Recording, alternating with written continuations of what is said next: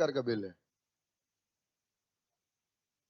जब प्रस्तुत होता है तो मनी बिल होता है, जब पास होता है तो फाइनेंस बिल होता है। Basic difference.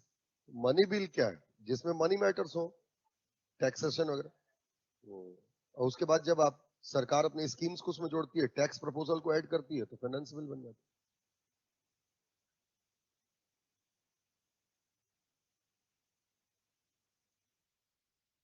बजट के कितने चरण होते हैं?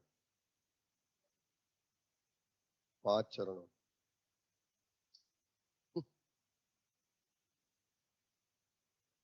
बजट के 5 चरण होंगे। सबसे पहला चरण होता है जिसमें बजट को तैयार किया जाता है और प्रस्तुत किया जाता है। Preparation and presentation. प्रिपरेशन करेगा कौन?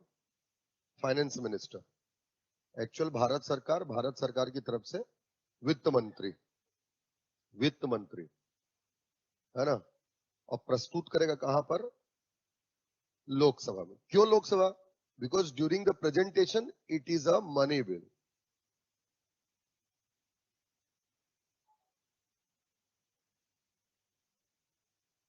तो पगला, तो धन विधेयक क्या है? धन विधेयक में धन है, और धन किसका है? जनता, हम जो टैक्स दे रहे हैं। तो धन जनता का है, जनता की सभा लोकसभा है, इसलिए लोकसभा में प्रस्तुत होता है। मैं बोल रहा हूं, at the time of presentation the proposal, the budget estimation at the time of proposal is money bill। मेरी बात समझ रहे हैं? हाँ।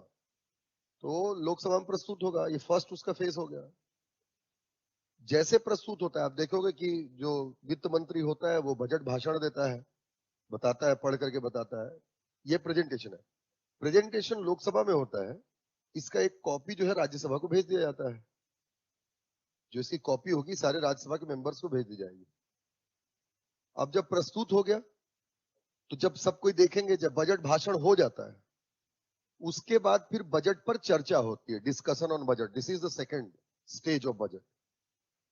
और डिस्कशन होता है, आपने सुना होगा, बहुत सारे हो हल्ले होते हैं, अरे बजट में कुछ नहीं था, ये फलाना था, ये पूंजीपतियों का बजट है, ऐसे जो क्रिटिसिज्म होता है।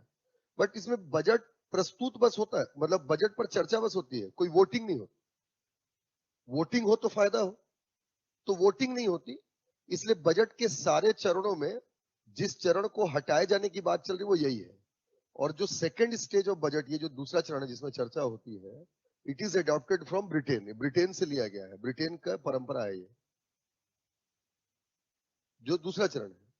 अब सरकार ने क्या किया? बजट बेसिकली क्या है? आय और व्यय। आय, रिसिप्ट एंड एक्सपेंडिचर, जिस डॉक्यूमेंट में। तो जब सरकार ने भी प्रस्तुत किया है, तो उसमें आय बताया है कि इतना इतना टैक्स वगैरह हम लेंगे, क स री लो, तो बनी बिल है। अब सरकार को उसमें क्या करने हैं? ऐड करने एक्सपेंडिचर को। तो सरकार क्या करती है? अब एक्सपेंडिचर भी सरकार के पास दो प्रकार के हैं, दो प्रकार के हैं। एक चार्ज एक्सपेंडिचर होगा और एक पास्ड एक्सपेंडिचर होगा। पारित और भारित। पारित मतलब जिसमें कटौती कर सकते हैं, और भारित मतलब जिसमें कटौती नहीं कर सकते। जैसे इन टर्म्स ऑफ गवर्नमेंट अगर देखें, तो सरकार कोई स्कीम चला रही है, मान लो कोई योजना चला रही है, वो योजना 43,000 करोड़ रुपए का है मान लो।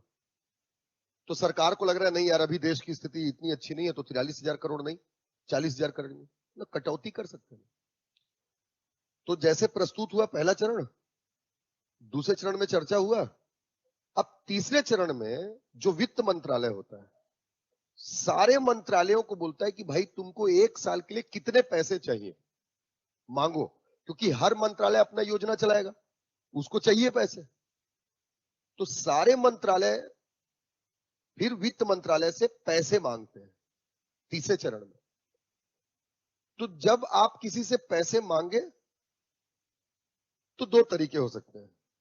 आप एक तो मांग रहे हैं कि भाई तेरे को 10 दिन में लौटा दूंगा, 1 साल में लौटा दूंगा, या आप पैसे मांग रहे हैं कि भाई मैं नहीं लौटा पाऊंगा यार, मेरे को चंदा टिप से दे दे। तो जब आप पैसे मांगते हैं और उन पैसों को लौटाने की जरूरत होती है, तो वो डेट है, मतलब वो उधार है, बोरोविंग से। लेकिन जब आप पैसे मांगते हैं और उन पैसों को लौटाने की जरूरत नहीं है, तो वो ग्रांट है, अनुदान। तो जितने भी विभाग मांग रहे हैं वित्त मंत्रालय से, वो रिटर्न नहीं करेंगे पैसे को। इसका मतलब है they are making demand for grants, अनुदान की मांग करें।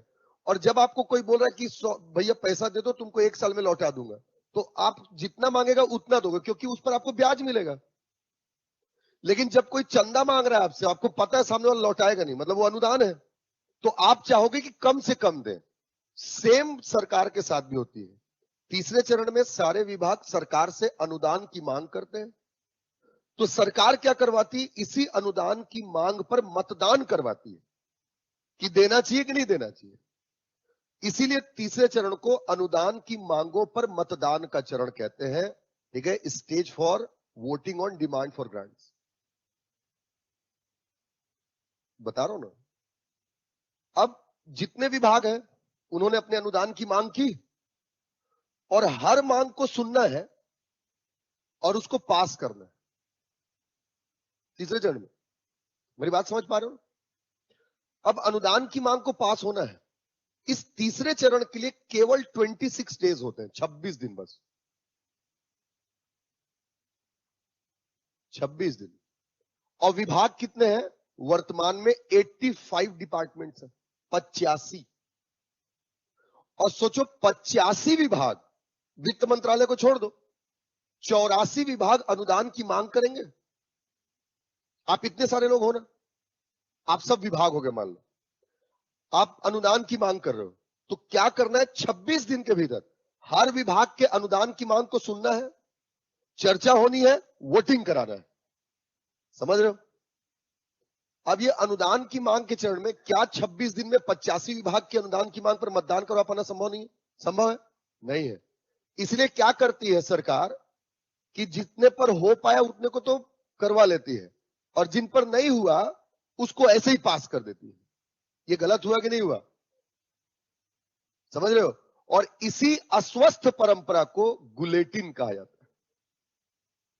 यही है गुलेटिन। हाँ? तो गुलेटिन अगर आपसे पूछ दे तो क्या हो गया गुलेटिन? बिना मतदान या चर्चा करवाए अनुदान की मांगों को पारित करवाना गुलेटिन।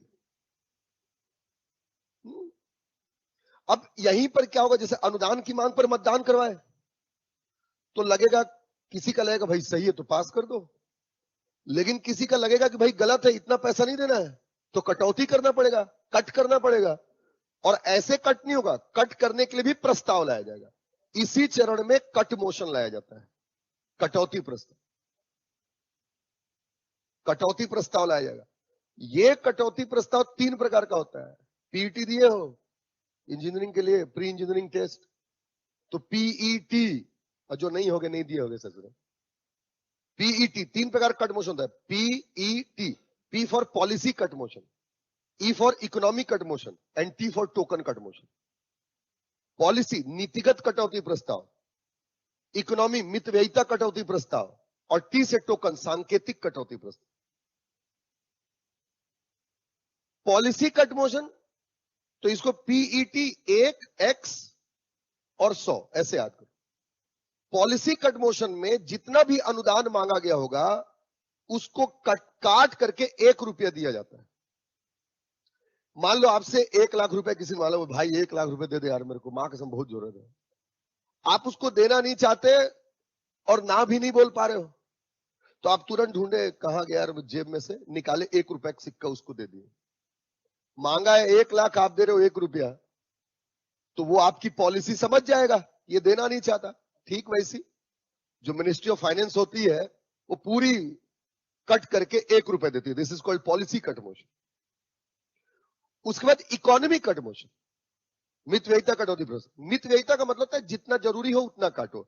कोई आपसे बोल रहा है भैया 1 लाख रुपए दे दे, आप पूछे क्यों मांग रहा है भाई 1 लाख रुपए, तो बोले फलाना फलाना काम करना है, तो आपको लगे तो 60,000 में हो जाएगा, तो तू 1 लाख क्यों मांग रहा है, तो 40,000 काट दो।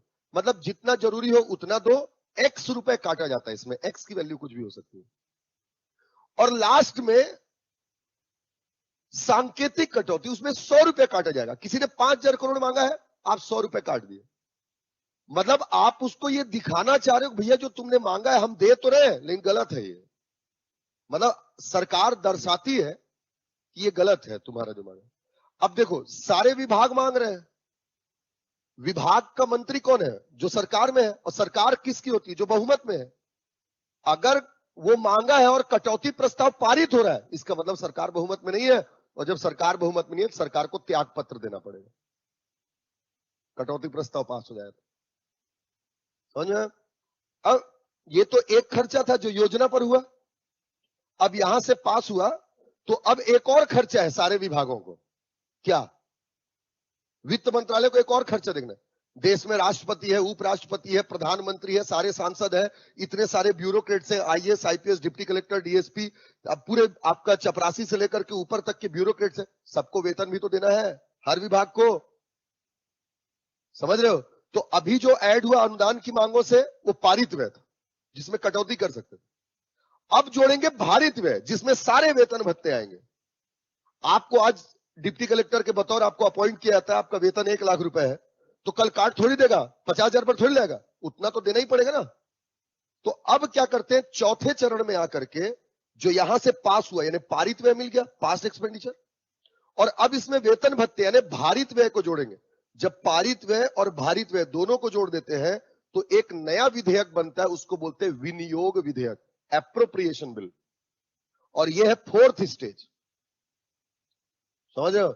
तो एप्रोप्रिएशन बिल क्या है? Pass the bill consist or contains the past expenditure as well as the charge expenditure, जिसमें दोनों है वो विनियोग विधेयक। दो ही प्रकार के खर्चे थे, पारित और भारित। तो जैसे विनियोग विधेयक बन जाता है, विनियोग विधेयक से पैसे निकाले जा सकते हैं। याद रखें, प्रश्न पूछता है 114, रुक जाओ बता दो फिर पूछ रहा हूं। वो विनियोग विधेयक होता है, एप्रोप्रिएशन बिल है। एप्रोप्रिएशन मतलब सारे खर्चे आगे, आपको जो करना है वो आप कर सकते हैं, एप्रोप्रिएशन बिल है। अब इसमें एप्रोप्रिएशन बिल में क्या जुड़ गया? भारित व्यय। भारित व्यय में अपन कटौती कर सकते हैं क्या? इसलिए चौथे चरण में कोई कटौती नहीं होगी। अब कोई कटौती नहीं होगी, कोई कट मोशन नहीं लाया जा सकता। 4th से आगे कोई कट मोशन नहीं लाया जाएगा। ये एप्रोप्रिएशन बिल है। अभी तक ये मनी बिल है, पार्ट ऑफ मनी बिल है। अब सरकार इसमें क्या करेगी, आगे चल करके अपने टैक्स प्रपोजल्स को जोड़ देगी, है ना। टैक्स प्रपोजल के जो स्कीम्स होंगे वो जोड़ देगी, और जैसे एप्रोप्रिएशन बिल में सरकार अपने टैक्स को जोड़ती है, इट बिकम्स फाइनेंस बिल, और फाइनेंस बिल ही 5वां चरण होता है। सही बात, ये होता है। और पहले चरण से लेकर 5वें चरण तक पूरे बजट को पास होने के लिए 75 डेज होते हैं, 75 दिन बस। समझ में आया? ये बजट का पूरा चरण है।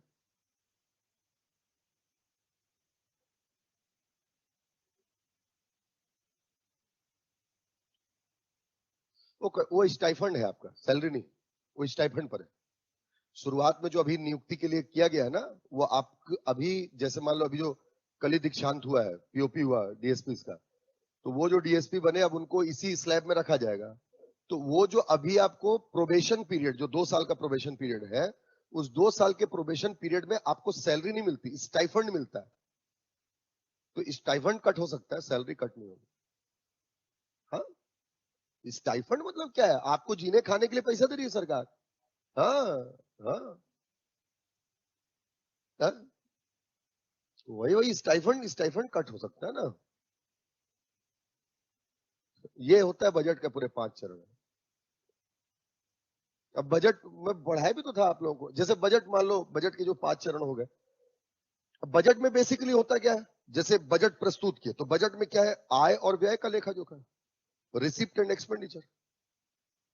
तो रिसिप्ट या आमदनी जो होती है वो 2 प्रकार की होती है, और खर्च भी 2 प्रकार का होता है। आमदनी आपकी आपके जेब में पैसे 2 तरीकों से आ सकते हैं, एक आप उधार ले सकते हैं किसी से, और एक आपकी गाढ़ी कमाई हो सकती है, आपकी सैलरी हो सकती है। मान लेते हैं आपने 10,000 रुपए आपकी सैलरी है, और आपने 20,000 रुपए उधारी ले लिया, आपके जेब में 30,000 है, तो रिसिप्ट हुआ 30,000, लेकिन उसमें से आपकी जो कमाई है वो 10,000 है, जिसको आपको किसी को देना नहीं, और आपकी जो उधारी है वो आपको लौटाने हैं। तो जो रिसिप्ट होता है, रिसिप्ट में 2 प्रकार के रिसिप्ट होंगे, एक आपकी इनकम, उसको बोलते हैं रिवेन्यू इनकम, राजस्व आय, और एक उधारी होता है, उसको बोलते हैं पूंजीगत आय। उसी तरीके से जब खर्च करते हैं तो दो प्रकार से, एक आप खाने पीने में खर्च कर सकते हैं जिससे कोई संपत्ति नहीं बन रही, और एक आप इन्वेस्टमेंट कर सकते हैं। तो सरकार भी वैसी जनता के ऊपर खर्च करती है और एक इन्वेस्टमेंट करती है। अगर सरकार जनता के ऊपर खर्च कर रही है तो राजस्व व्यय है, और अगर सरकार इन्वेस्टमेंट कर रही है तो पूंजीगत व्यय है। मेरी बात समझ रहे हैं? 2015 के पहले, क्योंकि 2015 में योजना आयोग को समाप्त कर दिया गया, प्लानिंग कमीशन को। प्लानिंग कमीशन 15 मार्च 1950 को बनी थी। प्लानिंग कमीशन इसलिए बनाया गया था हमारे देश में कि हम देश का प्लान्ड डेवलपमेंट कर सके। एक टारगेट लेती थी सरकार। ये कॉन्सेप्ट हमने रशिया से अडॉप्ट किया था कि 5 साल के लिए हम प्लानिंग करेंगे और 5-5 साल की प्लानिंग करके हम आगे बढ़ाएंगे देश को। तो ये प्लानिंग होती थी, योजना बनती थी, इसी को पंचवर्षीय योजना बोला जाता था। और प्लानिंग करने के लिए और इसको इंप्लीमेंट करने के लिए एक संस्था चाहिए थी, इसलिए प्लानिंग कमीशन बना था। 15 मार्च 1950 को प्लानिंग कमीशन बना, तब 1951 से हमने 5 ईयर प्लान्स जो है इंप्लीमेंट करना शुरू किया था। लेकिन आपको पता है कि 1 जनवरी 2015 को प्लानिंग कमीशन को भंग करके नीति आयोग बना दिया गया। तो जब प्लानिंग कमीशन ही नहीं है तो अब प्लानिंग नहीं होगी। जब प्लानिंग कमीशन था तो उससे प्लान करती थी प्लानिंग कमीशन कि अगले 5 साल में इतना खर्च करना है इस स्कीम के तहत।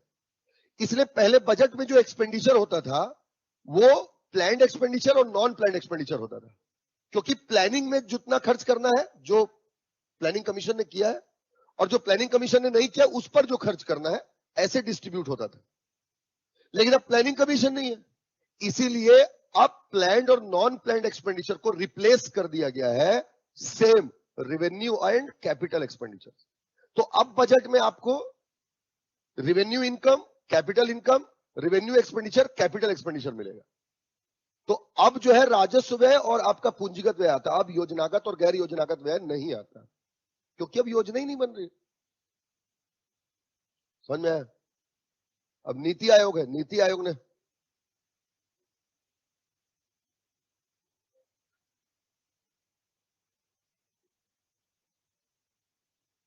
नहीं, योजनागत व्यय है ही नहीं अब। हाँ, पहले था वो सब, समाज कल्याण के क्षेत्र में, शिक्षा के क्षेत्र में, ऐसी पढ़े होंगे आप। हम्म, ये पहले था, अब नहीं है। अब बजट देखो, बजट में बताया गया, बजट देखो, अब उसमें वो चीज नहीं है।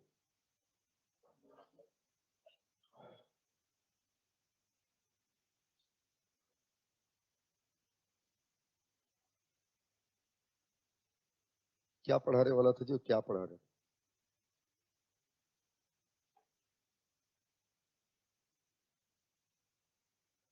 लेन बेटा, कैमरा को ऊपर करो।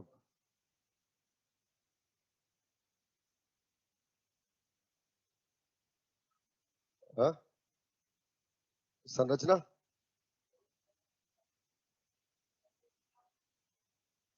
चुनाव बताऊंगा। चल, कैमरा उठा बेटा।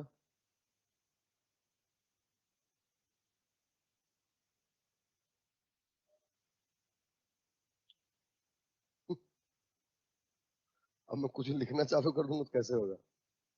आगे हो, चलो। तो ये था, है ना? और जो बताया हूं अभी आपको ना, वो क्वेश्चन आता है। जो चरण है उससे क्वेश्चन पूछता है, विनियोग विधेयक से क्वेश्चन पूछता है, ठीक। कटौती प्रस्ताव पूछता है, कट मोशन क्या होता है, कटौती प्रस्ताव यदि पारित हो जाए तो क्या फर्क पड़ेगा, ये ये सब प्रश्न पूछा जाता है। तो आप लोग बोले तो मैं बता दिया। है? ज्ञान क्या है, कुचकने से निकलता है। कोई चीज पूछ दोगे तो बता दूंगा, है ना भाई, सर इसमें ऐसा क्या होगा। आदमी जैसे नया मोबाइल आता है, कुछ आदमी जानता नहीं, दिन भर कुचकते हो उसको। सही है ना? कुचकना समझते हो मतलब? अंग्रेजी में क्या बोलेंगे? पोकिंग। अंग्रेजों को पसंद है पोकना, सॉरी, कुछ।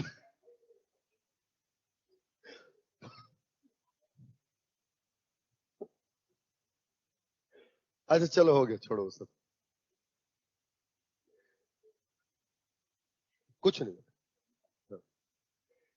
तो कितना पॉइंट बताया था उसमें मैंने संरचना में? 6 7 देखो अब 7 है आपका निर्वाचन। अब देखें चुनाव कैसे होता है। ठीक, तो ग्राम सभा में तो ऐसे कुछ होगा नहीं, है ना? ग्राम सभा, ग्राम पंचायत। अच्छा ये बताओ कल क्लास आओगे कि नहीं आओगे?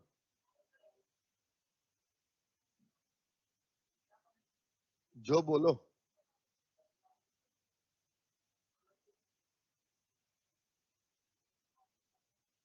हाँ,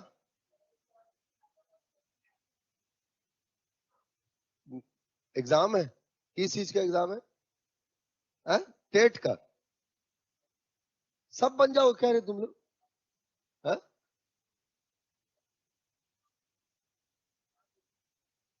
शाम को 5 बजे?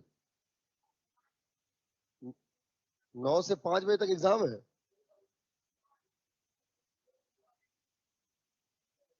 दो शिफ्ट में? तो नहीं लूं क्लास?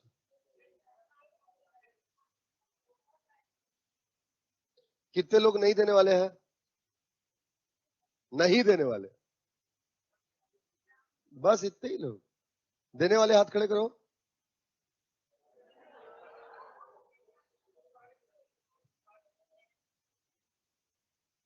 आज चलो चलो पढ़ते हैं पहले फिर बताते हैं। ठीक, देखो तो ग्राम सभा, ग्राम पंचायत, जनपद पंचायत, जिला पंचायत। ग्राम सभा में तो जितने वयस्क मतदाता होते हैं वो उसके सदस्य हो जाते हैं। यहाँ तो कोई निर्वाचन वाली व्यवस्था है नहीं। ठीक है। ग्राम पंचायत में कौन कौन होगा? एक सरपंच होगा, दूसरा उप सरपंच, और तीसरा पंच होंगे। ठीक है। तो याद रखें सरपंच और पंच इन दोनों का निर्वाचन प्रत्यक्ष होता है, डायरेक्ट। ठीक है। सरपंच और पंच जो होंगे वो प्रत्यक्ष रूप होंगे, डायरेक्ट इलेक्शन होगा। जबकि उप सरपंच जो होगा उसका निर्वाचन अप्रत्यक्ष होता है। ठीक है। उप सरपंच आपका अप्रत्यक्ष होगा। जनपद और जिला पंचायत में सदस्य होंगे। याद रखें जनपद और जिला पंचायत में केवल सदस्यों का निर्वाचन ही प्रत्यक्ष होता है। केवल सदस्यों का निर्वाचन प्रत्यक्ष होगा। जनपद और जिला पंचायत सदस्यों का निर्वाचन ही प्रत्यक्ष होगा।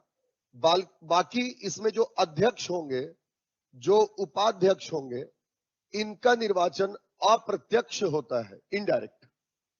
ठीक है ना? जो अध्यक्ष होंगे और जो आपका उपाध्यक्ष होंगे इनका निर्वाचन अप्रत्यक्ष होगा, indirect election will be held. ठीक है ना? अप्रत्यक्ष निर्वाचित होगा। मतलब ये समझना है प्रत्यक्ष निर्वाचन किसका होता है और अप्रत्यक्ष निर्वाचन किसका होता है। ग्राम पंचायत में सरपंच और पंच दोनों प्रत्यक्ष रूप से निर्वाचित होते हैं, उप सरपंच बस अप्रत्यक्ष रूप से निर्वाचित होगा। जनपद और जिला पंचायत में अध्यक्ष उपाध्यक्ष दोनों जो है आपका इनडायरेक्ट होंगे, अप्रत्यक्ष होंगे। केवल सदस्य जो होंगे वो डायरेक्ट इलेक्टेड होंगे। समझ में आया? अच्छा यहां देखो, जैसे देखें उप सरपंच या जनपद और जिला पंचायत में अध्यक्ष या उपाध्यक्ष का निर्वाचन। ठीक है। अध्यक्ष उपाध्यक्ष का निर्वाचन कैसे होता है? इधर देखो, जिसका प्रत्यक्ष होता है उसके तो वोटिंग होगी, राज्य निर्वाचन आयोग चुनाव करवाएगा और वोट करके जनता वोट देकर के चुन लेगी। लेकिन जो इनडायरेक्ट इलेक्ट हो रहा है उसका इलेक्शन कैसे होगा, कौन करेगा, इसके बारे में जानना जरूरी है। तो देखें उप सरपंच या अध्यक्ष या उपाध्यक्ष, इसका अगर हम निर्वाचन देखेंगे, ठीक, तो सबसे पहली बात तो यह है कि इनका निर्वाचन पंच एवं सदस्य अपने बीच में से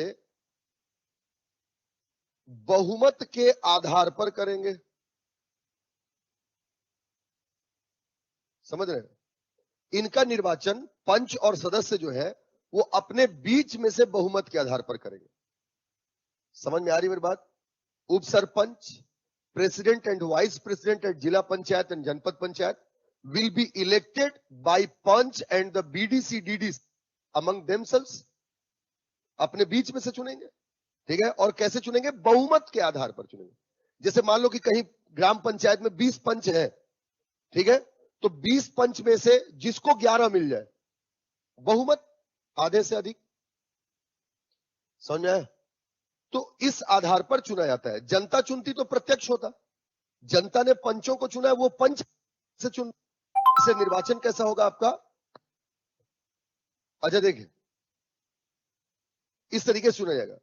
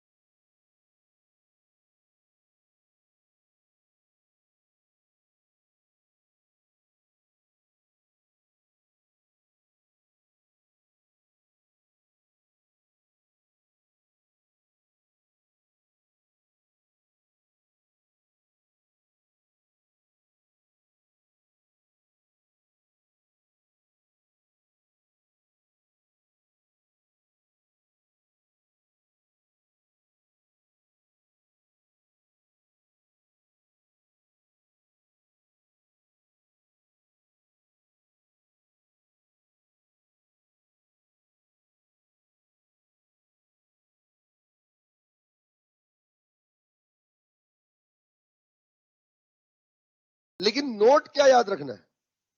याद रखें हमेशा कि यदि सरपंच या अध्यक्ष अनारक्षित है, मान लेते हैं कि जो सरपंच बना है या जो जनपद पंचायत जिला पंचायत का जो अध्यक्ष है वो अनरिजर्व्ड कैटेगरी से आता है, तो फिर ऐसी स्थिति में उप सरपंच, उपाध्यक्ष या उप सरपंच या उपाध्यक्ष का आरक्षित वर्ग से होना आवश्यक होगा। मेरी बात समझ रहे हैं? यदि अध्यक्ष या सरपंच जो है अनारक्षित है, अनरिजर्व्ड है, जनरल है, तो जो उप सरपंच है, जो उपाध्यक्ष चुना जाएगा वो रिजर्व्ड कैटेगरी से होना चाहिए, आरक्षित वर्ग। आरक्षित वर्ग मतलब SC ST OBC, कोई भी हो सकता है। SC ST OBC उसी में महिलाएं आएंगी, तो रिजर्वेशन पर है। समझ में आया? कहां से हो सकता है वो? तो अब ये एक बात तो ये भी दिमाग में आ रहा होगा कि अध्यक्ष तो अभी चुना ही जाएगा साथ में, तो वो कैसे पता चलेगा कि वो अनारक्षित है कि नहीं है? पहले से डिसाइड होता है कि फलाना जिला पंचायत अनारक्षित होगा, फलाना SC होगा, फलाना ST होगा, ये पहले से तय होता है। समझ में आया? बस उसी वर्ग के लोग खड़े हो पाएंगे चुनाव में। नहीं समझ पा रहे हो? तो ये इस तरीके से आपका सरपंच और अध्यक्ष जो है अगर अनारक्षित है तो उप सरपंच या उपाध्यक्ष का आरक्षित होना अनिवार्य है। अगर वाइस वर्सा देखें, अगर मान लो कि सरपंच और अध्यक्ष अगर आरक्षित है तब नहीं, तो उप सरपंच या उपाध्यक्ष अनारक्षित या आरक्षित कुछ भी हो सकता है।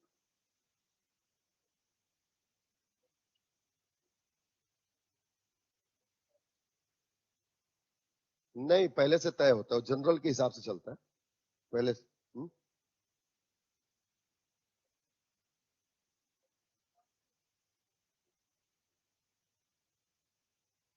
नहीं नहीं, क्लियर रहता है पहले से, वहां पर अनरिजर्व ना बोलकर बोला जाता है। समझ में आया? तो ये इस तरीके से सरपंच और अध्यक्ष अगर अनारक्षित है तो उप सरपंच उपाध्यक्ष आरक्षित वर्ग से होगा, लेकिन अगर अध्यक्ष और सरपंच आरक्षित वर्ग से है, रिजर्व्ड कैटेगरी से है, तो जरूरी नहीं है कि उप सरपंच या उपाध्यक्ष अनरिजर्व्ड हो, वो अनरिजर्व्ड या रिजर्व्ड कुछ भी हो सकता है। समझ में आया? मार्कर मार्कर दो, ठीक है ना? ये आपका कुछ भी हो सकता है, ठीक। अच्छा अब देखें, ये जो उप सरपंच और अध्यक्ष उपाध्यक्ष का जो चुनाव किया जाना है, ठीक है, इनका निर्वाचन एक विशेष बैठक में किया जाता है, या निर्वाचन के लिए विशेष बैठक बुलाई जाती है। समझ रहे? एक विशेष बैठक बुलाई जाती है इसमें। क्या राइटिंग देख क्या सर?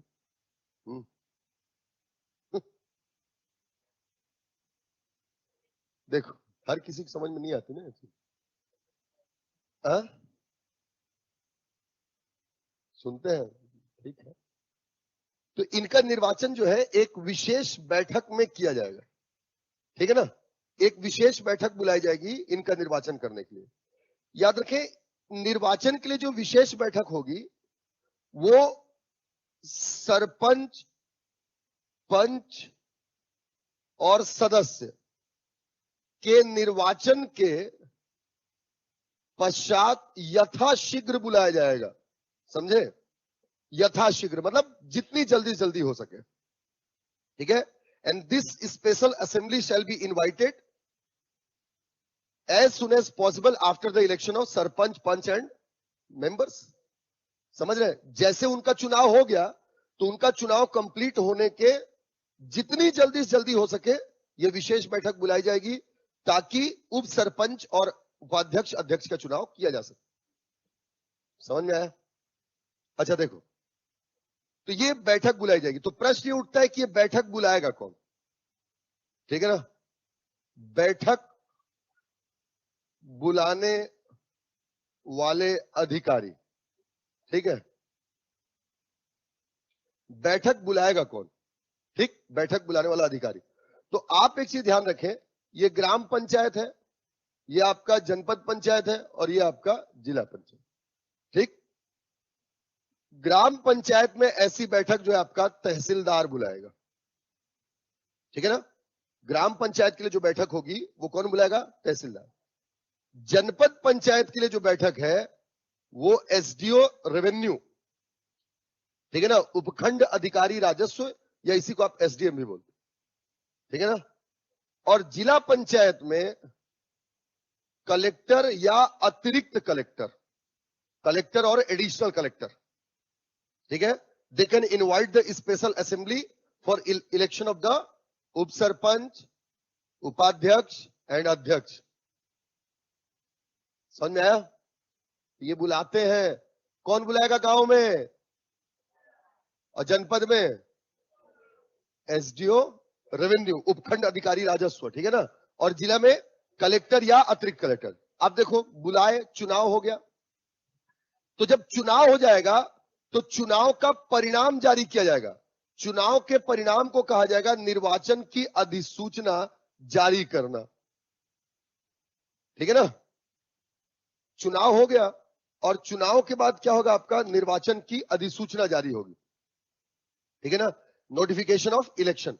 अच्छा, ये निर्वाचन की अधिसूचना का मतलब परिणाम है, परिणाम, चुनाव का परिणाम, कौन बना उप सरपंच, कौन बना अध्यक्ष उपाध्यक्ष, ये बताया जाएगा, ठीक। तो कैसे, कौन सा अधिकारी निर्वाचन की अधिसूचना जारी करेगा या परिणाम की सूचना जारी करेगा? तो बस आप देखो, ठीक ऊपर वाला, यहां पर तहसीलदार बुलाया, गांव के ऊपर कौन है? जनपद, जनपद में कौन था? एसडीओ रेवेन्यू, तो तहसीलदार बुलाएगा और एसडीओ रेवेन्यू जो है ये परिणाम की घोषणा करेगा। जनपद में एसडीओ रेवेन्यू के ऊपर कौन था? कलेक्टर, अतिरिक्त कलेक्टर, तो जनपद में परिणाम की घोषणा कलेक्टर या अतिरिक्त कलेक्टर कर सकते हैं, जबकि जिला पंचायत में परिणाम की घोषणा कलेक्टर करेगा। समझ में आ रहा है? आ रहा है? क्या समझ में आ रहा है? अधिकारी याद करना बस तनावपूर्ण विषय है, अरे कुछ नहीं है, याद हो जाएगा। देखो, तो बैठक बुलाने वाला अधिकारी कौन है? ग्राम में तहसीलदार, जनपद में एसडीओ रेवेन्यू और जिला में कलेक्टर या अतिरिक्त कलेक्टर, ये बुलाएंगे। ठीक है, और जब ये बुलाएंगे तो परिणाम कौन जारी करेगा? ठीक ऊपर वाला। यहां तहसीलदार बुला रहा है तो जनपद एसडीओ रेवेन्यू यहां पर परिणाम घोषणा करेगा, वहां पर कलेक्टर, अतिरिक्त कलेक्टर और जिला में कलेक्टर ही करेगा। ठीक है, तो ये से आपका निर्वाचन की अधिसूचना जारी की जाती है। ठीक, और ये आपका उप सरपंच मिल गया।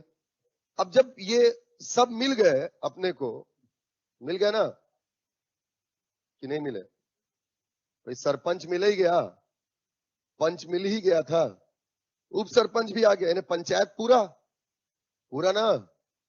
तो अब क्या करना पड़ेगा बताओ? तो शपथ दिलवाना पड़ेगा कि भाई निपटा नहीं दोगे, ग्राम पंचायत के बने हो तो ग्राम को ही तो नहीं निपटा दोगे, ऐसा शपथ दिलवाना पड़ेगा। तो देखो अब क्या दिलवाना इनको? शपथ। सुनो ना, ठीक, शपथ दिलवाना है तो शपथ दिलवाने के लिए भी तो बुलाना पड़ेगा ना सबको, एक आध दिन कि आओ भाई शपथ लो, बैठक बुलानी पड़ेगी नहीं? तो शपथ दिलवाने के लिए जो बैठक बुलाई जाती है उसे प्रथम बैठक कहते हैं, फर्स्ट असेंबली। समझ रहे हैं? तो बेसिकली मैं हेडिंग दे दे रहा हूं यहां पर, पंचायत की बैठकें। ठीक है ना? जैसे हमने ग्राम सभा की बैठकें देखा था ना, सम्मेलन, तो ऐसी देखते हैं पंचायत की बैठकें, असेंबलीज ऑफ पंचायत। ठीक है ना? पंचायत की बैठकें, तो देखो सबसे पहली बैठक होती है इसमें प्रथम बैठक, नाम ही इसका प्रथम बैठक। ठीक, फर्स्ट असेंबली। समझ में आया? प्रथम बैठक क्या होता है अगर ये आप जानना चाहें तो याद रखें कि पंचायत के नवनिर्वाचित पदाधिकारियों को शपथ दिलवाने के लिए आयोजित बैठक को ही हम क्या बोलेंगे? आपका प्रथम बैठक कहेंगे। ठीक है ना? पंचायत के नवनिर्वाचित पदाधिकारियों को शपथ दिलवाने के लिए आयोजित बैठक को क्या बोलते हैं? प्रथम बैठक, है ना? The assembly invited for the oath ceremony of newly elected panchayat officials. Panchayat के जो नवनिर्वाचित पदाधिकारी है, नवनिर्वाचित पदाधिकारी कौन? सरपंच, उप सरपंच और पंच। सदस्य नहीं होता है, पंच होता है। दीदी बोली, दीदी कहां है दिमाग दीदी? ठीक है, देखो मतलब जहां गए तुरंत फंसा दिए उसको। देखो सच्चाई बोली है सत्य की देवी। इधर देखो, सरपंच, पंच, उप सरपंच, इन सबको क्या दिलवाएंगे? शपथ दिलवाएंगे ना। तो शपथ दिलवाने के लिए जो बैठक बुलाई जाएगी उसी को प्रथम बैठक बोलते हैं। समझ में आया? कब बुलाया जाएगा? मैं जो बोलता हूं उस चीज को सही माना करो, ठीक है ना? जो लिखता हूं वो ऐसी है, साइकोलॉजिकल आप लोगों को फीलिंग आए कि सर भी लिख रहे हैं, ऐसा टाइप का। ठीक है, तो क्या होती है समझ में आया? कब बुलाया जाएगा? तो ध्यान सुने, निर्वाचन की अधिसूचना जारी होने के 30 दिन के भीतर बुलाई जाएगी। निर्वाचन की अधिसूचना समझ गए? अभी अब हमने देखा ना कि परिणाम जारी हुआ, ग्राम पंचायत में एसडीओ रेवेन्यू ने जारी किया, जनपद में कलेक्टर या अतिरिक्त कलेक्टर ने, और जिला पंचायत में कलेक्टर ने। जिस तारीख को वो परिणाम जारी हुआ उस तारीख से 30 दिन के भीतर प्रथम बैठक बुलाई जाएगी। 30 दिन के भीतर कभी भी। ठीक है, कितने दिन के भीतर? 30 दिन, याद रखना है। कितने दिन? 30 दिन। खाए कर बेटा थोड़ा है, 30 दिन के भीतर। ठीक है, तो 30 दिन के भीतर बैठक बुलाएंगे। अच्छा, जब बैठक बुलाएंगे तो कौन बुलाएगा, ये भी तो प्रश्न उठता है। कौन बुलाएगा? ठीक है, कौन बुलाएगा इस बैठक को? तो ध्यान सुनो आप मेरी बात। ए प्यारे बच्चों, इधर सुनो। ये दे ग्राम पंचायत, जनपद पंचायत और जिला पंचायत। आपको मैंने एक बार बताया था, शायद आपको याद आए या ना आए, वैसे तो आपको याद आएगा भी नहीं, लेकिन मैं एक एक जल्दी से एक छोटी सी बात कह देता हूं, है ना। अपन लोग पूरा सिस्टम जो है ना शासन प्रशासन का, हम लोग कॉपी किए हैं, नकल मारे हैं। और ज्यादा नकल किसका मारे हैं? ब्रिटेन का। सबसे ज्यादा उसी मालिक थे वो, उन्हीं देख के सीखे थे अपन, तो अपन भी छापते गए। ब्रिटेन में क्या होता है, राजनीति जो है ऊपर होती है और उसके नीचे ब्यूरोक्रेसी होती है, नौकरशाही, नौकरी करने वाले लोग, प्रशासनिक। क्योंकि ब्रिटेन में राजनीति पहले आई थी, 1688 पॉलिटिक्स आई, और प्रशासन बाद में आया 1859। वहां पर पहला जो अधिकारी था, ब्यूरोक्रेसी जो है 1859 में आई, पॉलिटिक्स आ गई आपका 1688 में। तो उनके यहां तो सही है, वहां पर बाप हुआ राजनीति, बेटा हुआ प्रशासन। तो बाप के नीचे प्रशासन है, मतलब राजनीति ऊपर है, तो उसके नीचे प्रशासनिक अधिकारी।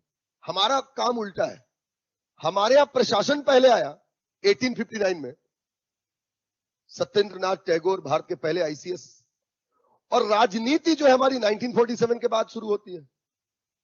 तो हमारे यहां बाप की भूमिका में प्रशासन है और बेटे की भूमिका में, लेकिन हमने चेप दिया ब्रिटेन का, मतलब हमने भी राजनीति को ऊपर रख दिया, प्रशासन को नीचे रख दिया, कर दिया ना ऐसा।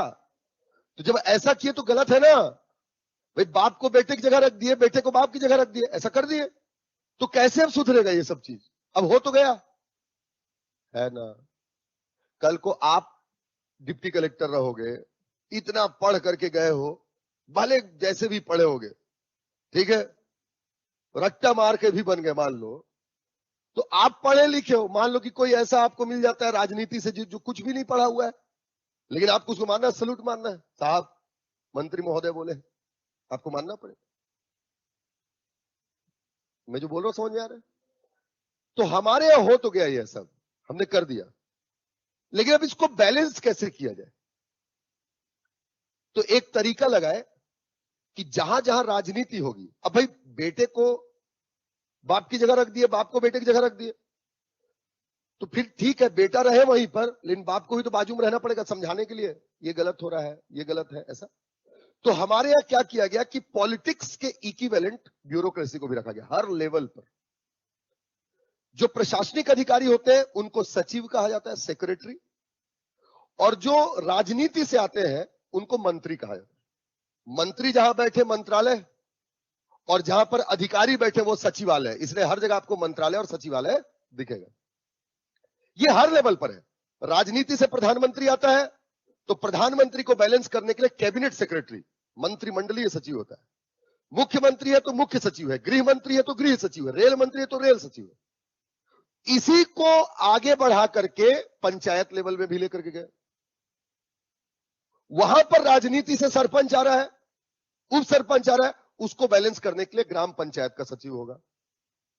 जनपद और जिला पंचायत में भी सचिव होगा, लेकिन उसको सीईओ कहते हैं। मेरी बात समझ रहे हो? तो हर लेवल पर है। जैसे ग्राम पंचायत में जो प्रशासनिक अधिकारी होगा उसको क्या बोलेंगे? सचिव, ग्राम पंचायत सचिव, सेक्रेटरी ऑफ ग्राम पंचायत। जनपद पंचायत में जो होगा उसको कहा जाता है जनपद सीओ, चीफ एग्जीक्यूटिव ऑफिसर, मुख्य कार्यपालन अधिकारी, जनपद सीओ। और जो जिला पंचायत में होगा वो होगा आपका जिला पंचायत सीओ। ठीक है ना? याद रखिए, जिला पंचायत सीओ हमेशा आईएएस रैंक का अधिकारी बनता है, ठीक है, आईएएस ऑफिसर बनेगा। और जनपद पंचायत सीओ जो है ये क्लास 2 रैंक का अधिकारी बनेगा, मतलब स्टेट पीसीएस से, पीएससी से आने वाला अधिकारी बनेगा। डिप्टी कलेक्टर आप बनेंगे क्लास 2, आपको जनपद सीओ बनाया जा सकता है। और दूसरा, जनपद सीओ का पोस्ट भी डायरेक्ट आजकल निकाल दिया जाता है, समझ रहे हो? तो ये पीएससी से आएंगे, वो आईएएस होंगे, क्लास 2 होंगे, ये क्लास 1 होंगे। और सचिव सचिव की नियुक्ति हमेशा जिला पंचायत द्वारा की जाती है। जिला पंचायत नियुक्त करेगा इसको। जिला पंचायत, जैसे बिलासपुर जिला पंचायत जो है, बिलासपुर जिले में जितने भी ग्राम पंचायत आएंगे उनके ग्राम पंचायत सचिवों की नियुक्ति बिलासपुर जिला पंचायत के द्वारा की जाएगी। समझ गए? तो ये होते हैं। अब बुलाएगा कौन? तो ठीक वैसी देखें, ग्राम पंचायत में ग्राम पंचायत का सचिव बुलाएगा शपथ के लिए, ठीक है। जनपद में जनपद सीओ बुलाएगा और जिला पंचायत में जिला पंचायत सीओ जो है ये बैठक बुलाएगा, ठीक है। ग्राम पंचायत सीओ, जनपद पंचायत सीओ और जिला पंचायत सीओ। और यही क्या करेंगे? आपका यही शपथ भी दिलवाएंगे। समझ रहे हैं? मतलब जो नवनिर्वाचित सरपंच, उप सरपंच है, पंच है, उनको शपथ भी यही सचिव और सीओ दिलवाते हैं, ठीक है। तो अगर आपसे पूछे कि ग्राम पंचायत में या सरपंच को शपथ कौन दिलाएगा, तो सचिव। जनपद पंचायत अध्यक्ष को शपथ कौन दिलवाएगा? सीओ, ठीक है। जिला पंचायत को कौन शपथ दिलवाएगा? सीओ, मुख्य कार्यपालन अधिकारी। समझ में आया कि नहीं आया? ठीक है। तो ये होते हैं आपका प्रथम बैठक। समझ गए प्रथम बैठक? अब देखो प्रथम बैठक के बाद, अच्छा देखो ये प्रथम बैठक होगी ना, फर्स्ट असेंबली, शपथ ले लिए। इसी प्रथम बैठक से ही याद रखें, विशेष बात याद रखें कि पंचायतों के कार्यकाल की गणना प्रथम बैठक की तारीख से ही की जाती है। From the date of first assembly the tenure of panchayat will be counted. मतलब जो पंचायतों की जो प्रथम बैठक होती है, इसी प्रथम बैठक से ही पंचायतों के कार्यकाल की गणना होती है। हम बोलते हैं पंचायतों का कार्यकाल 5 साल होगा, तो ये 5 साल की गणना उनके प्रथम बैठक की तारीख से होती है। मेरी बात समझ रहे हैं? 5 साल का जो कार्यकाल है, इसकी गणना प्रथम बैठक की तारीख से होती है, ठीक है। इसको याद रखें, बहुत इंपॉर्टेंट है। पूछता है पंचायतों कार्यकाल की गणना किस तारीख से शुरू होगी, तो याद रखें प्रथम बैठक की तारीख। और प्रथम बैठक में क्या हो रहा है? शपथ। तो याद रखें प्रथम बैठक दिया तो प्रथम बैठक या शपथ ग्रहण करने की तारीख से 5 साल, क्योंकि इसी तारीख को तो शपथ ग्रहण भी हो रहा है। अगर बैठक दिया है तो प्रथम बैठक से, वही आंसर होगा। लेकिन प्रथम बैठक में हो क्या रहा है एग्जैक्टली? शपथ ग्रहण हो रहा है। इसका मतलब पंचायत जो है वो 5 साल के कार्यकाल के लिए बैठेगी। 5 साल के कार्यकाल की गणना कब से मानी जाएगी? प्रथम बैठक या शपथ ग्रहण, ठीक है। अब ये प्रथम बैठक हो गया। प्रथम बैठक के बाद अगला देखें,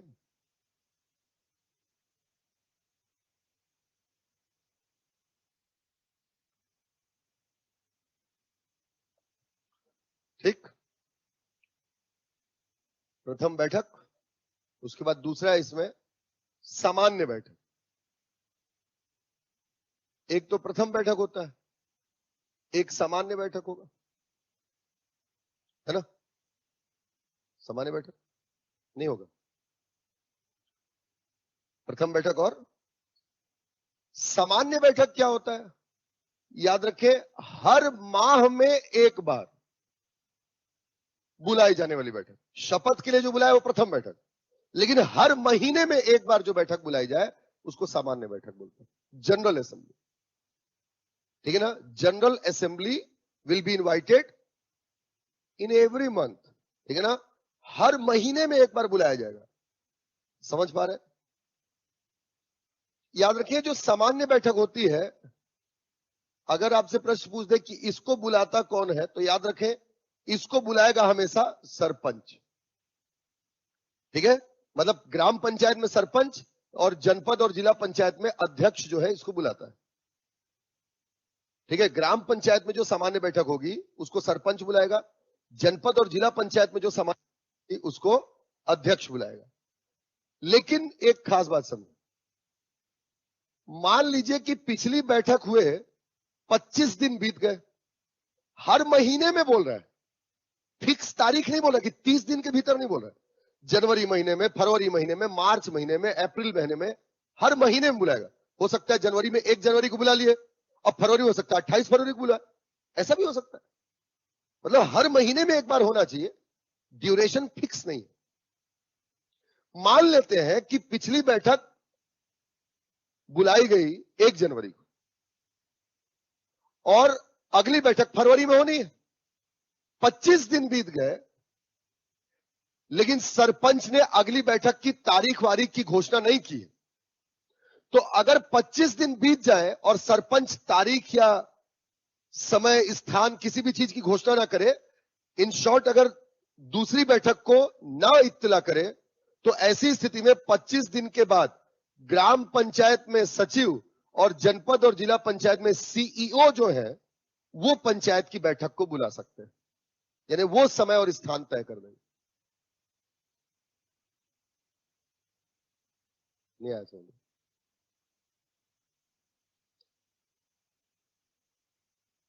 ठीक है, तो ये इस तरीके से आपका बैठक जो है वो बुलाई जाती है। तो ये सामान्य बैठक होगी, लेकिन हर महीने में जो एक बार बुलाई जाए, बुलाएगा सरपंच, ठीक है, और सरपंच बुलाएगा, उसके बाद क्या होगा, अगर 25 दिन के भीतर नहीं बुला पाया तो 25 दिन के बाद सचिव या सीओ बुला सकता है। ये सामान्य बैठक। सामान्य बैठक के बाद विशेष बैठक देखें, ठीक है, सामान्य बैठक के बाद विशेष बैठक। विशेष बैठक क्या होता है? याद रखें कि पंचायत के गठन करने वाले सदस्यों के 50% से ज्यादा सदस्यों द्वारा मांग किए जाने पर 7 दिन के भीतर बुलाया जाने वाला बैठक विशेष बैठक। ग्राम सभा में 30 दिन पड़े, देखो विशेष बैठक, यहां पर क्या है 7 दिन के भीतर। समझिए कि नहीं समझिए इसको? विशेष बैठक क्या है? अगर more than 50% member of panchayat demanding for the special assembly in can be invited with in the 7 days। समझ गए? मतलब जैसे ग्राम पंचायत है, ग्राम पंचायत में अधिकतम 20 पंच हो सकते हैं। 20 है, मान लो 12 जो है वो मांग कर रहे हैं कि विशेष बैठक बुलाई जाए, तो 20 में 12 मोर देन 50% है, तो इनके मांग करने पर जो बैठक बुलाई जाएगी वो विशेष बैठक होगी, और इसे मांग करने के 7 दिन के भीतर बुलाया जाए। ठीक है, सेम चीज विशेष बैठक को भी बुलाएगा या बुलाता है कौन? सरपंच या अध्यक्ष। विशेष बैठक को भी सरपंच या अध्यक्ष ही बुलाएगा। ठीक है, विशेष बैठक को कौन बुलाएगा? हाँ, मतलब सरपंच या अध्यक्ष बोल तो ग्राम पंचायत में सरपंच, जनपद में जनपद का अध्यक्ष, जिला पंचायत में जिला पंचायत का अध्यक्ष, ये जो है बैठक को बुलाएंगे। ठीक, लेकिन कंडीशन है, अगर 7 दिन के भीतर ना बुलाए तो सदस्य स्वयं ही बैठक आहूत कर सकते हैं। मेरी बात समझ रहे हैं? समझ रहे हो कि नहीं? अगर नहीं बुलाए, सरपंच ने नहीं बुलाया 7 दिन के भीतर, तो जो सदस्य है, क्या बोल रहे? वही वाला है, बताऊंगा अभी, बताना पड़ेगा इन लोगों को। कुछ समझ में आया क्या? हाँ, मतलब सरपंच को बोले बुलाओ, 7 दिन तक नहीं बुलाया, तो ये खुद ही बुला सकते हैं। समझ रहे हो कि नहीं है? हाँ, तो मान लो आप किसी को बोल रहे भाई पार्टी देना, भाई पार्टी देना, भाई 7 दिन से चिल्ला रहे हो, है भाई बैठाना यार, क्या यार ऐसे है, और आप बोल रहे हो बैठा नहीं रहा है, तो आप खुद ही बैठ सकते हो। वही वाला है, ले तेरी जरूरत नहीं, हम खुद ले आ लेंगे। समझ में आया? खाने पीने, खाना और पानी, नहीं बहुत ज्यादा समझ गई। ठीक है, तो ये इस तरीके से आपका सरपंच अगर नहीं बुलाएगा तो 7 दिन के बाद सदस्य जो है, जो मांग करने वाले सदस्य थे, they can invite the special assembly, खुद ही बुला करके बैठ जाएंगे। तो ये हो गया आपका प्रथम बैठक, सामान्य बैठक, विशेष बैठक। समझ में आया? चलो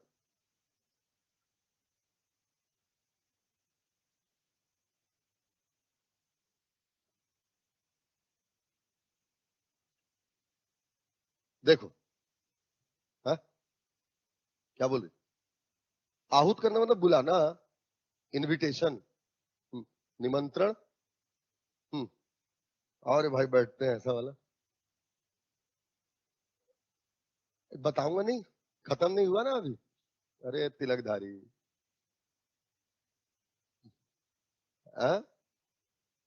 सुनो, अभी तो केवल बैठक क्या होता है उतना बस बताया हूं भाई। पहले आप बैठक से तो रूबरू हो जाओ कि कौन कौन सी बैठक होती है। तो प्रथम बैठक समझ गए, शपथ के लिए कौन सा बुलाएंगे? प्रथम बैठक, ठीक। हर महीने बैठेंगे तो सामान्य बैठक, ठीक है। और कभी कभार बैठेंगे तो विशेष बैठक, है ना भाई? हर महीने ही बैठ रहे हो, डेली सामान्य बैठक, डेली डेली का है। और कभी कभार भाई, आज शादी है दोस्त की, अपने वाले मत चल जाना बेटा ऐसे। तो पता चला डालने कहीं डाल दे कहीं, हाँ, है ना? भाई लोगों को समझा रहा हूं, तुम लोग भी भैया, जमाना बदल रहा है? खैर छोड़ो, सब आपका व्यक्तिगत मामला है। तो मैं ये कहता, ये बैठकें होती हैं, समझ में आया यहां तक? अब इन बैठकों को, जब भी कोई बैठक बुलाई जाएगी तो उस बैठक की कोई ना कोई अध्यक्षता करेगा, ठीक है? तो याद रखें, अध्यक्षता कौन करेगा? हमेशा सरपंच या अध्यक्ष, ठीक है। अगर ये नहीं है तब उस परिस्थिति में उप सरपंच या उपाध्यक्ष, ठीक है। और अगर ये भी नहीं है तब पंच या सदस्य अपने बीच में से एक को अध्यक्ष चुन लेंगे। मेरी बात समझ रहे हैं? प्रिसाइड कौन करेगा, बैठक की अध्यक्षता कौन करेगा? तो याद रखें, बैठक की अध्यक्षता सरपंच या अध्यक्ष करेगा। अगर ये नहीं है तो उप सरपंच या उपाध्यक्ष करेगा। ये भी नहीं है तो पंच या सदस्य अपने बीच में से किसी एक को अध्यक्षता करने के लिए चुन सकते हैं। समझ में आया? तो ये इस तरीके से अध्यक्षता होती है। क्लियर हुआ? अगर मान लें कि पंच या सदस्य किसी को चुना गया अध्यक्षता करने के लिए, तो ये केवल उसी बैठक में ही अध्यक्षता करेंगे, ठीक है ना? जिस बैठक के लिए चुना गया है, अगली बैठक में नहीं। इसके बाद अध्यक्षता के बाद गण पूर्ति देखें, कोरम। तो याद रखिए, गण पूर्ति जो होती है, ग्राम पंचायत, जनपद पंचायत और आपका जिला पंचायत। ग्राम पंचायत में गण पूर्ति होगी आपका 1/2, जनपद और जिला पंचायत में गण पूर्ति होती है 1/3, ठीक है। 1/2, 1/3, 1/3। समझ में आया? ग्राम सभा में कितनी थी? सामान्य क्षेत्र में 1/10 और अनुसूचित क्षेत्र में 1/3। उसमें 1/3 महिला होना जरूरी था, ठीक है। यहां पर 1/2, 1/3, 1/3 महिला सदस्य की अनिवार्यता नहीं, ठीक है। महिला सदस्य की अनिवार्यता नहीं। तो ये आपका गण पूर्ति होती है। समझ में आया कि नहीं आया ये बताओ, ठीक है ना? ये इस तरीके से ऐसे,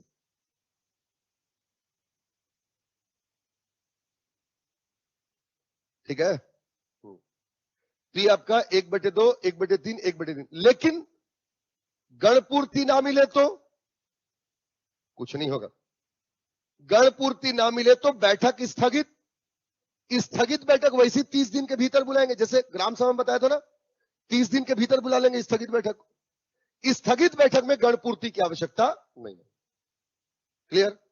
लेकिन अगर कोई सरपंच है या अध्यक्ष है जो गण पूर्ति नहीं जुटा पा रहा, तो फिर सेम वही, लगातार 3 बैठकों में नहीं बुलाए, नोटिस देंगे, 2 में मौका देंगे, ठीक है ना, आगे के 2 में, और फिर भी नहीं बुलाया तो हटाने की प्रक्रिया शुरू कर देंगे। क्लियर हुआ? है? हटाने की प्रक्रिया शुरू नहीं करें। तो ये आपका अध्यक्षता और गण पूर्ति था, याद हो गया? तो ये आपका पंचायत की बैठकें थी। अच्छा, एक और चीज देख लो, पंचायत की बैठक बुलाने के लिए सूचना देना जरूरी है। सूचना सामान्य परिस्थितियों में 7 दिन और विशिष्ट परिस्थितियों में 3 दिन पूर्व सूचना देकर के बुलाया जा सकता है, ठीक है ना। पंचायत की बैठकों में टाइम छोड़ दो। पंचायत की बैठकों में जो सूचना देनी होगी बैठकों को बुलाने के लिए, वो कितने दिन पहले देंगे?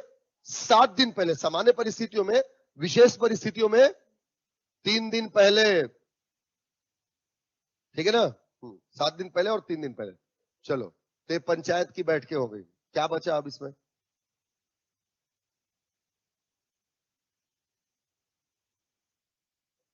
है?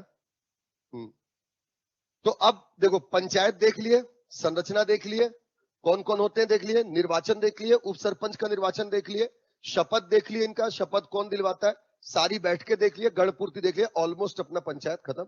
अब इनको हटाने का तरीका, रिमूवल, कौन कैसे हटेगा, है ना, कौन कैसे हटेगा भी देखना है। चलो देखो, पंचायत के पदाधिकारियों को हटाया जाना, ठीक है। तो removal of Panchayati Raj officials, ठीक है, रिमूवल ऑफ। इधर देखो तो, लेखक और लेखिकाओं, पहले तो ध्यान दो, ठीक, देखो, ठीक है। पंचायत के पदाधिकारियों को हटाया जाना। पदाधिकारी समझ रहे हो ना, पंच, सरपंच, उप सरपंच, सदस्य, उपाध्यक्ष, अध्यक्ष, इनको हटाने की प्रक्रिया। तो पहली बात तो, हटाने की 5 तरीके हैं, हटाने के 5 तरीके हैं, 5 तरीकों से हटेंगे ये, लेकिन हर तरीका सब में एप्लीकेबल नहीं होगा। तो पहले तो इस चार्ट से ही आपको क्लियर हो जाना चाहिए जो मैं बातें बताने जा रहा हूं। हटाने का जो सबसे पहला तरीका है वो है रिकॉल, या इसको वापस बुलाना, ठीक है, या प्रत्यावर्तन कहा जाता है, ठीक बात, ठीक है। रिकॉल, रिकॉल को ही क्या बोलते हैं? वापस बुलाना, या हाँ, हिंदी माध्यम वालों प्रत्यावर्तन बोल देगा, निपट जाओगे, हैं? क्योंकि अंग्रेजी साइड तो देखते नहीं हो, तो पाप है देखना। हाँ, हिंदी मीडियम वाले भी नहीं है। एक आज तुम तो इंजीनियर हो, देखोगे दोनों ही ठीक नहीं होगा, है ना। लेकिन जो सामान्य जो होंगे वो हिंदी छोड़ करके अंग्रेजी साइड जाते भी नहीं, पाप टिप का लगता है, ठीक है। तो एक पहला तरीका है रिकॉल। कौन सा तरीका है? रिकॉल। इसको क्या बोलते हैं? प्रत्यावर्तन, कानूनी भाषा में, और साधारण भाषा में वापस बुलाना। दूसरा है नो कॉन्फिडेंस मोशन। हाँ, नो कॉन्फिडेंस मोशन। तो फोकस नो कॉन्फिडेंस पर होना चाहिए, मोशन पर नहीं। अविश्वास प्रस्ताव है, समझ में आ रहा है? एक्सप्रेशन नहीं दिखाई दे रहा ना तुम लोग के, ठीक है। Recall, no confidence motion. उसके बाद तीसरा है रेजिग्नेशन, त्याग पत्र, ठीक है, त्याग पत्र। चौथा है सस्पेंशन। मैं पढ़ा लूं? ससुरे तुम लोग पढ़ के बैठे तो तुम लोग को देखे ना आजू बाजू हजारों लोग, माँ कसम इन लोग कितना पढ़े हुए हैं यार, इन लोगों को, उनको ये पता नहीं तुम महीना। सस्पेंशन, इसका बताओ। ठीक है, सीधे हटाया जाना, ठीक है ना, डायरेक्ट रिमूवल। तरीके हैं पंचायत के पदाधिकारियों को पद से हटाने के 5, ठीक है ना। पहला क्या है आपका? रिकॉल, ठीक। दूसरा है नो कॉन्फिडेंस मोशन, ठीक है। तीसरा है आपका रेजिग्नेशन, चौथा सस्पेंशन, पांचवा डायरेक्ट हटाना। पहले ना यहीं से याद करते हैं मैडम। रिकॉल जो है वो धारा 21 क में है, 21A। रिकॉल जो है 21A में। जो अविश्वास प्रस्ताव है ग्राम पंचायत, जनपद पंचायत और जिला पंचायत, 21, 28, 35। धारा 21 में ग्राम पंचायत के लिए अविश्वास प्रस्ताव, धारा 28 में जनपद के लिए और जिला के लिए 21, 28, 35 है ना, 21, 28, 35 7 का डिफरेंस है। 21 7 28, 28 7 35, ठीक है, याद रहेगा। और 21 का में आपका रिकॉल है। रेजिग्नेशन 37, सस्पेंशन 39 और डायरेक्ट हटाया जाना 40। सेक्शन याद होने चाहिए, ठीक है ना। इसी से क्वेश्चन बन जाएगा बेटा, तुम लोग पूछेगा। क्रमांक है हटाए जाने का, क्या बोल रहे हो, तरीका है। धारा आप अपनी कॉपी में कैसे भी लिखो, मेरा बोर्ड है, मैं जैसा भी लिखूं है। हाँ है?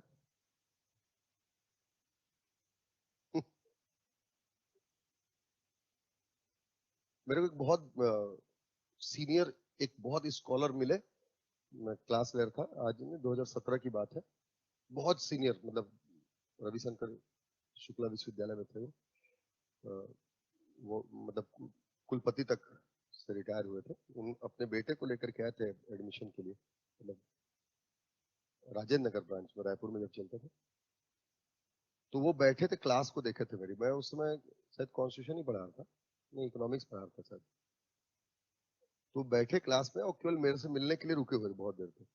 तो क्या बोले मालूम, पहले आपकी आवाज सुना तो लगा बहुत बुजुर्ग व्यक्ति होगा कोई, बस सीनियर एकदम। फिर जब आपको देखा तो ये कौन लड़का पढ़ा रहा है, और जब आपकी क्लास में जब बोर्ड वर्क देखा, मेरे को बहुत अच्छा लगा। मैं बस अप्रिशिएशन के लिए बैठा, मतलब मैं बोर्ड वर्क अच्छा करता हूँ ये बताना चाहूँ तुम लोग। राइटिंग समझ में आया ना, खांचा ठीक बनाता हूँ। हाँ? हाँ? हाँ? बस बेटा बस, पंकज अब रुलाएगा क्या। हाँ?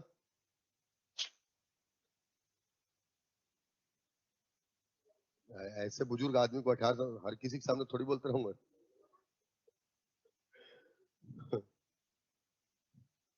इधर देखो, क्या बता दे रहे हो तो फिर उल्टा सीधा ना, तो शादी ब्याह लगाने लगते हैं। ऐसे बहुत बहुत बहुत मैं प्रताड़ित हुआ हूं मैं बहुत। हाँ, रिश्ता भी ले आ रहता है। फिर मैं सबूत देता हूँ, 2 ठो है मेरे।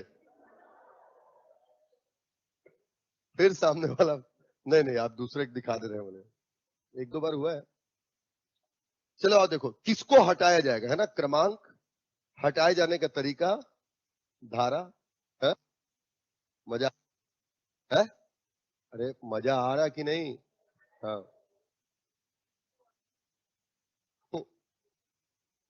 अच्छा लो इधर, ठीक है। मैं आप लोग को एक चीज कहना चाहता हूँ, मतलब अभी बहुत कम समय भी नहीं बचा है एग्जाम के लिए, और इतना समय बचा है कि आप बहुत अच्छे से तैयारी करके एग्जाम को अगर आज से भी शुरुआत करोगे तो भी आप निकाल सकते। पैनिक होकर के नहीं करना।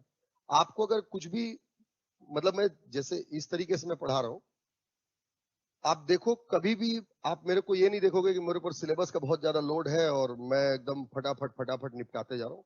आप कोई भी विषय देख लोगे तो उसमें आपको वो गंभीरता, उसको मैं चाहे 3 दिन में पढ़ाऊं या 30 दिन में पढ़ाऊं या 3 साल में पढ़ाऊं, आपको दिखेगा। मैं आपको बस इतना कहना चाहता हूँ। बहुत सारे लोग मैसेज करते हैं, फोन करते हैं, सर कैसे पढ़े सर, ये नहीं हो पा रहा सर, वो नहीं हो पा रहा सर। बेटा पैनिक सिचुएशन में रहोगे तो कुछ याद भी नहीं होना, और किताब खोल करके बस पढ़ते रहने का मतलब भी क्या है ना? दिमाग जब तक किसी चीज को एक्सेप्ट करे तभी तक उस काम को करो, नहीं एक्सेप्ट करे ब्रेक लो, टेक अ ब्रेक।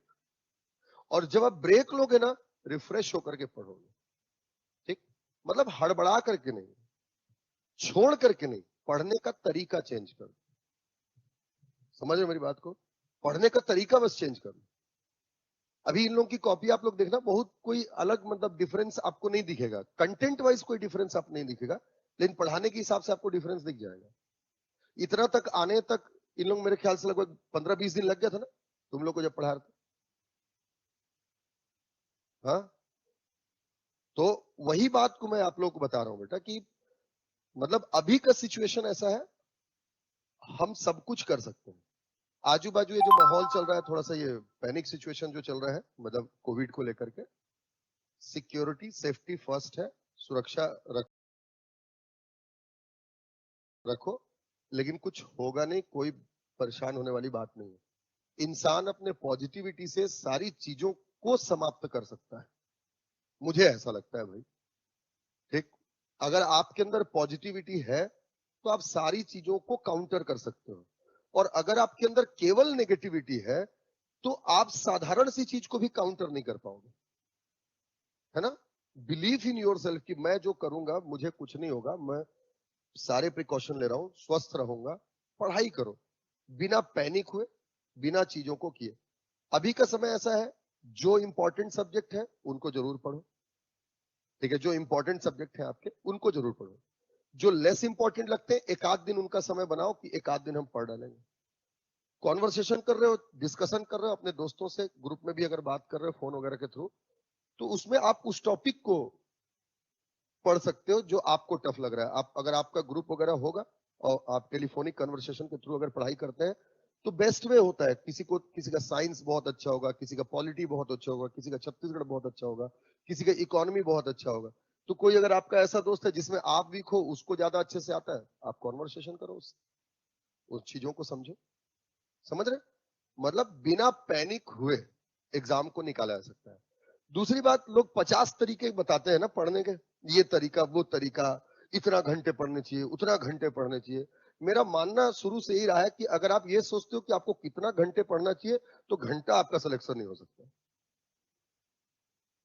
हाँ, सच बोल रहे हैं। आप देखो, जब आप किसी भी रिलेशनशिप में या कोई व्यक्ति आपको बहुत अच्छा लगता है, तो उससे जब आप बात कर रहे हो या उसके बारे में सोच रहे हो, तो कितना समय निकल जा रहा है आपको पता भी नहीं होता। उस समय तो आप घंटा नहीं सोच रहे ना। सेम चीज, सेम चीज है यार, है ना? समझ लो ना, अपनी पढ़ाई के साथ अटैच हो, पैनिक मत हो, ठीक है ना? जिस दिन, और एक सेचुरेशन पीरियड होता है बेटा, ये भी याद रखना। अभी आपको अगले महीना एग्जाम देना है, हर परीक्षा को निकालने का, या दुनिया में धरती में कोई भी चीज अगर है तो उसका एक सेचुरेशन पीरियड होता है।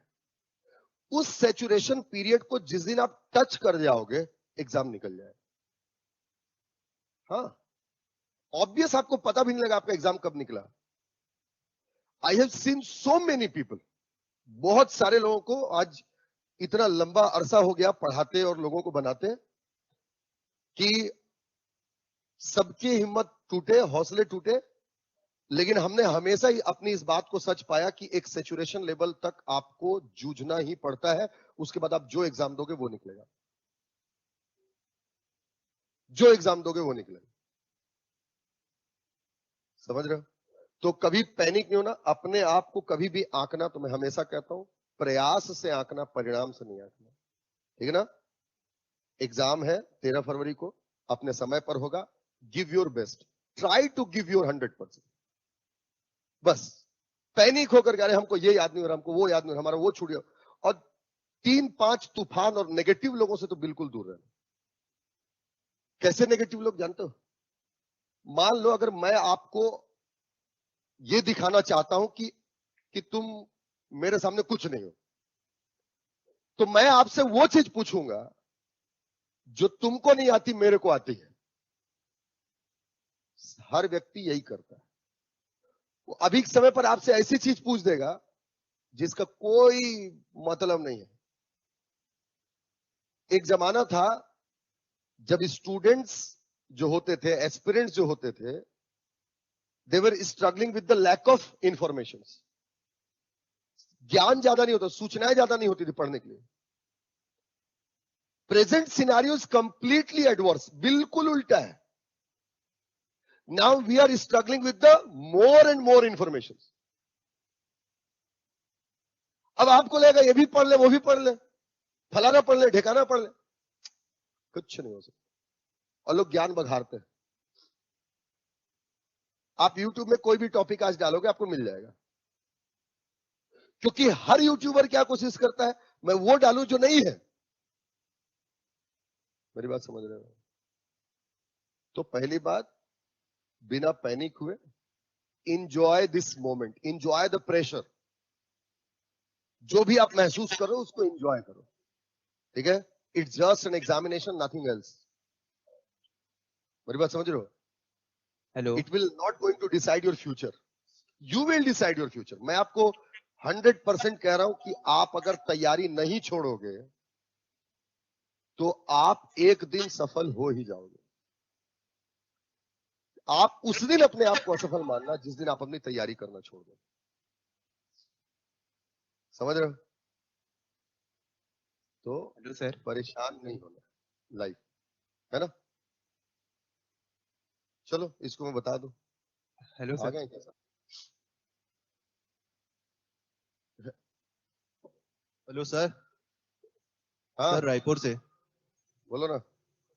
सर सामान्य बैठक के बारे में और पूछना था सर एक बार। जैसे 25 दिन के अंदर नहीं बुला पाते हैं सरपंच और अध्यक्ष, तो सीओ हाँ तय करता है। तो अगला और सेकंड बैठक के लिए पहला बैठक में ही तय होता है ना डेट इन प्लेस। तो डेट इन प्लेस कौन फिक्स करता है सर, सरपंच या सीओ? सरपंच करेगा ना। पहली बैठक में तय करता है ऐसा नहीं है। आज बैठक हो गया, खत्म हो गया, अब अगले महीने की बैठक को बुलाना है। 25 दिन, आज की बैठक हुई, अगर 25 दिन तक नहीं तय किया है सरपंच ने तो सीओ कर देगा, सचिव कर देगा, ऐसा है। जी, अगले वाला बैठक का सरपंच तय करता है मतलब सर? अरे ससुरे, सारे बैठक का सरपंच करता है। अच्छा ठीक, अगले थैंक यू वाले सर। का ये कुछ ज्यादा थिंकर आ गया, कहीं ठीक कंफ्यूजन है, लगा दिया थैंक मैं यू जो सर। बोला, बात बोला तो ये कहां से प्रश्न निकाल रहा है बैला। इधर देखो, इधर देखो, है ना। तो ये 5 तरीके होते हैं, ठीक? Recall, no confidence, resignation, suspension. अब ध्यान सुनो, रिकॉल जो है इससे किसे हटाया जाएगा ये ध्यान समझ ले आप। याद रखें, रिकॉल जो है, रिकॉल से सरपंच और पंच हटाए जाते हैं। समझिए, मतलब रिकॉल जनपद पंचायत में लागू नहीं होगा, जिला पंचायत में लागू नहीं होगा। रिकॉल जो है केवल ग्राम पंचायत में सरपंच और पंच को हटाया जाता है, ठीक है? जो अविश्वास प्रस्ताव है, इससे ग्राम पंचायत में सरपंच, उप सरपंच और जनपद और जिला पंचायत में अध्यक्ष और उपाध्यक्ष को हटाया जाता है। समझ रहे हैं? समझ रहे हो ना? मतलब अविश्वास प्रस्ताव पंच के खिलाफ नहीं आएगा, सदस्य के खिलाफ नहीं आएगा, केवल सरपंच, उप सरपंच या अध्यक्ष उपाध्यक्ष के खिलाफ है। रेजिग्नेशन ऑल, सब दे सकते हैं, ठीक है? सस्पेंशन ऑल, सबके लिए, और डायरेक्ट हटाया जाना भी सबके लिए। समझ में आया? क्लियर हुआ? तो ये इतनी बात है। कल इसको पंडित, कल तो संडे है, कल आओगे क्लास?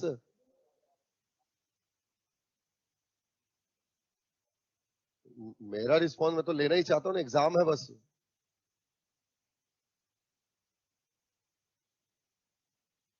चलो ठीक है, अभी चर्चा करके सर से मैं बता रहा हूँ। हाँ हाँ, मैं बात कर ले रहा हूँ सर से, फिर आपको पता चलेगा।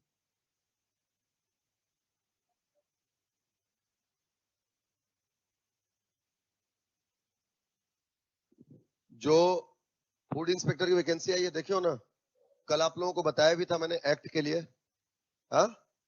तो एक्ट की क्लास जो है, फूड इंस्पेक्टर के एक्ट की क्लास, वो 11 तारीख से शुरू होगी, मतलब मंगलवार से, ठीक है?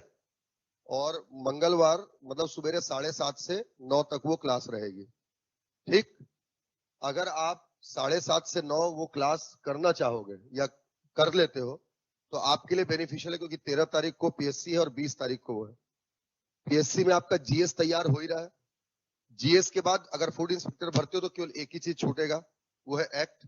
अगर, और ये एक्ट जो है आपका चालू होगा 11 तारीख से और 15 दिन क्लास चलेगा, 15 दिन में एक्ट खत्म हो जाएगा और कंटिन्यू चल करके खत्म हो जाएगा।